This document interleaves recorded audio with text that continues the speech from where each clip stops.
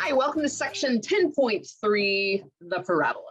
I know we've gone over the parabola from algebra 1, algebra 2, pre-calc, in so many different forms, but this is one more form of the parabola. So the parabola is a set of all points x, y in a plane that are equidistant. In other words, they have the same distance from a fixed point F called the focus. The parabola only has one, and a fixed line called the directrix. So of everything that we've known about the parabola before, the focus and the directrix are new to us, or at least new to us in this class. So as we look at the picture on the left, we have the axis of symmetry going up and down. That axis of symmetry passes through the vertex. If it goes up and down, it's going to be x equals, or if it goes left to right, horizontal, it's going to be y equals, because remember, it's a line.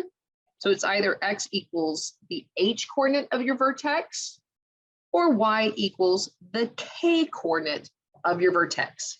Okay, and again, your vertex, we're going to use hk, just like we did before with parabolas and also with the centers for the other conics. So it goes through the vertex, the focus, and it's perpendicular to the directrix.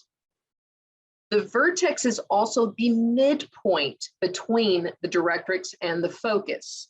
So the distance here and the distance here are the same. The latus rectum, and that is Latin for straight side. The latus rectum is a line segment that passes through the focus, and it's parallel to the directrix. Notice here's the latus rectum. It goes through the focus, parallel to the directrix, but also the end points of the latus rectum are on your parabola. Okay, it's where the latus rectum and that parabola intersect. So now our parabolas won't only open up or down, they're also going to open possibly left or right. So again, I'm going to draw the picture crooked, sideways, just so you can kind of see where all the pieces go.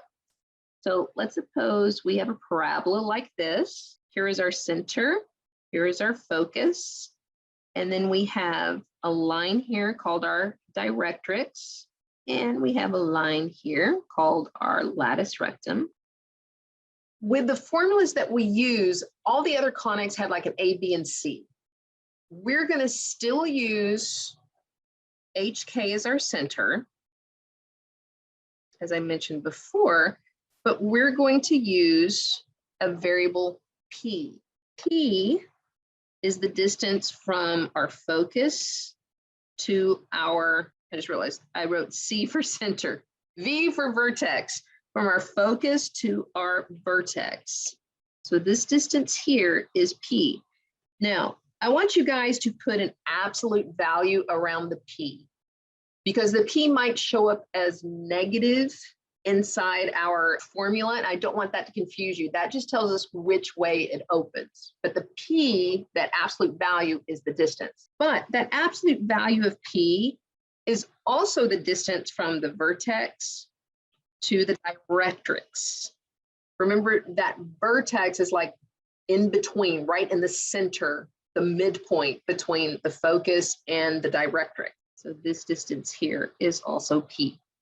If we took the absolute value of twice P, that is the distance from the focus and the points where the latus rectum and the graph intersect. In other words, it's the latus rectum endpoints. So between here and here, that distance is 2P. But the distance between here and here, again, is 2P. Remember, it's symmetrical. So let's recall where that P comes in. I know we mentioned it in 10.0, but a vertical parabola, one that opens either up or down, is the one that we're familiar with where the x is squared. So we would start off with x minus h, quantity squared, equals 4 times P. It's always 4. 4 times P times the quantity y minus k. And P will tell us whether it opens up or down. If P is positive, just like a leading coefficient, the leading coefficient is positive. That means our parabola opens up. If our P is negative, that tells us our parabola opens down. And remember, our focus is always inside that parabola, just like it was inside the hyperbola branches or inside the ellipse. It gets swallowed up by the graph. Now, if we have that kind of parabola that opens up or down, this guy is a function, and we're used to those. But a horizontal parabola, one that opens either left or right, this is a non-function. That's okay. So some parabolas will be functions, some will not. But in a horizontal parabola, it's the y that's squared. So we would have y minus k quantity squared equals 4p times x minus h. And again, our p still tells us which way it opens. If our p is positive, it's going to open up towards the right. Like think of opening towards the positive x values that way. And if our P is negative, it's going to open up to the left towards the negative values. So think of the arrows going in the direction of the sign of that P. Positive, negative, or with the vertical, positive it goes up, negative it goes down. So example 1, I may not have given us enough room here, so forgive me. You might have to write small, just a warning ahead of time. We want to consider this parabola, the quantity x plus 2 squared, equals negative 16 y minus 3. So a couple of things. First of all, it's the x value that's squared, and our p value is negative. So x squared tells us that it opens either up or down. That's the one that we're used to, okay, opening up or down. Since it's negative, that tells us it's going to open downwards. So that means our focus is on the inside, our directrix is on the outside. And then we have our vertex there. Okay, so just give us a quick little visual. Now we want to find the vertex, the axis of symmetry, focus, directrix, and endpoints. So the vertex we can tell by just looking at our h and k values, just like we would a center. So our vertex is a -2, +3. Our axis of symmetry, or axis of sim for short. Remember, that goes through our focus, through our vertex, and it basically splits the parabola in half. So in this case, it's going to be a line going up and down through that vertex.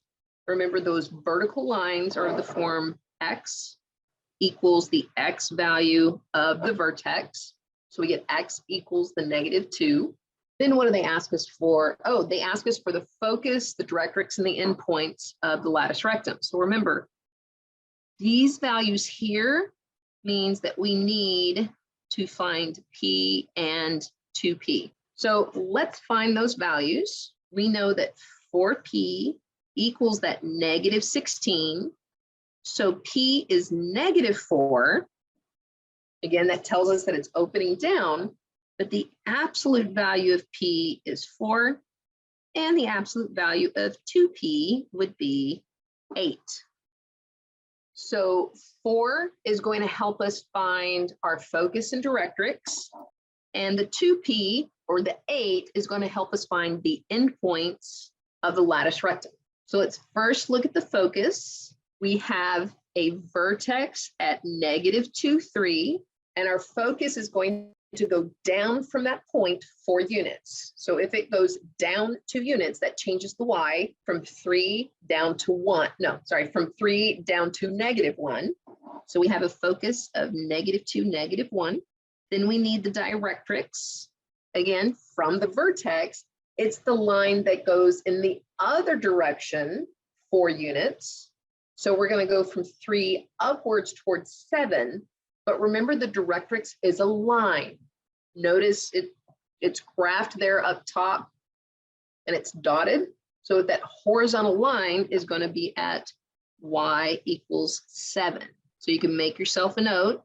It's the horizontal line up 4 units from the vertex. That's where the 7 comes from. Last but not least, we need the endpoints of the lattice rectum. And remember, that uses the focus. -2, -1.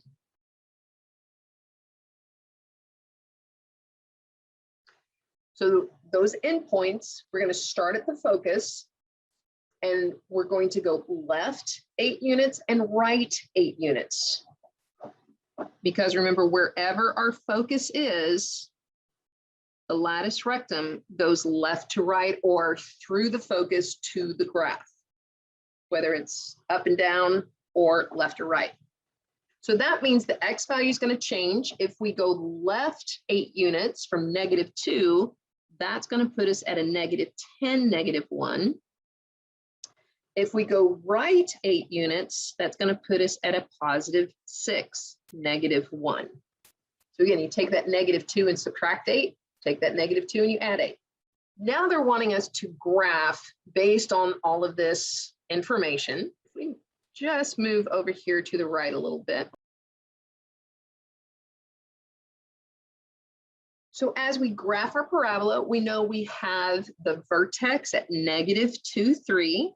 And then our p-value, we also know that it opens down. Our p-value is 4. So if we move down 4, 1, 2, 3, 4, that means we have a vertex there. We have a focus here. Remember, our focus is part of the equation, but it's not necessarily part of our graph, but it's nice to see where it is. The latus rectum helps us find 2 more points. So if our latus rectum has endpoints at -10, in other words, we're going to go out 8 to the left from our focus, 1, 2, 3, 4, 5, 6, 7, 8, and 8 to the right, 1, 2, 3, 4, 5, 6, 7, 8 to the right. Then our parabola, oops, I missed that point, but our parabola is going to look something like that. Our directrix is going to be 4 units up, 1, 2, 3, 4. But remember, our directrix is that imaginary line. So the focus, especially with parabolas, is used in like satellite dishes or even flashlights. Think of where the light's coming out in the light bulb or the receiver of a satellite dish. That's your focus. Kind of cool. Example 2, we want to write the equation of a parabola that has a focus of -7/2, 0, and a directrix of x equals 7/2. And again, if you're graphing it, that's 3.5, 3.5, so you can visualize it. They didn't ask you to graph it, but it might help you in writing the equation to just do a quick sketch. We've got an x equals 3/2, 1, 2, 3, 4. So here at 3.5 is our directrix. 1, 2, 3, 4. -3.5 is our focus. And remember, your vertex is the midpoint between your focus and your directrix. So we have a vertex of 0, 0. And remember, we need to know our p-value. So we just need to know the distance between the vertex and our focus, which again is 3/2 or 7/2. And we also need to know which way it opens. So that tells us whether the x is squared or the y is squared, and if our p-value is going to be positive or negative. Well, remember, the focus, which is this guy here, is always swallowed up by the parabola. So we know our parabola, and it opens up away from the directrix. So a parabola is going towards the left. So we know the y is squared and that our p-value is negative. So you might want to make yourself a note, negative opens left. So our generic equation would be y minus k quantity squared equals 4p times x minus h. Well, our h and our k are both 0. So that's going to give us just a y squared equals 4 times a -7/2 times x. So our equation is y squared equals a -14x. And again, that is not a function, but that's okay. It's still an equation. Circle's not a function, but we have those equations. In example 3, they're asking us to convert this equation into standard form. Notice they didn't tell us what kind of equation it is. Well, we have a squared, but only one variable is squared. That's our hint that we're looking at a parabola. So we want to complete the square with the y's, and we want to move everybody else to the right, because the standard form will look like this. Y minus k squared equals 4p times x minus h. So that means we're going to have a y squared plus 2y equals a positive 4x minus 33, moving both those terms to the right-hand side. But we need a binomial squared, so we need to complete the square here. So plus somebody equals the 4x minus 33 plus somebody. Remember, to complete the square, we're going to take that middle number. We're going to take half of that 2, which gives us a 1, and then we're going to square that 1. That means we're adding 1 to both sides. That's going to give us y plus 1 quantity squared equals 4x minus 32. But again, we have to figure out what that p is. So you're going to factor out this coefficient, even if it is not a GCF. Luckily for us, it is. We're trying to be nice, but no matter what, you're going to factor out that coefficient in the front.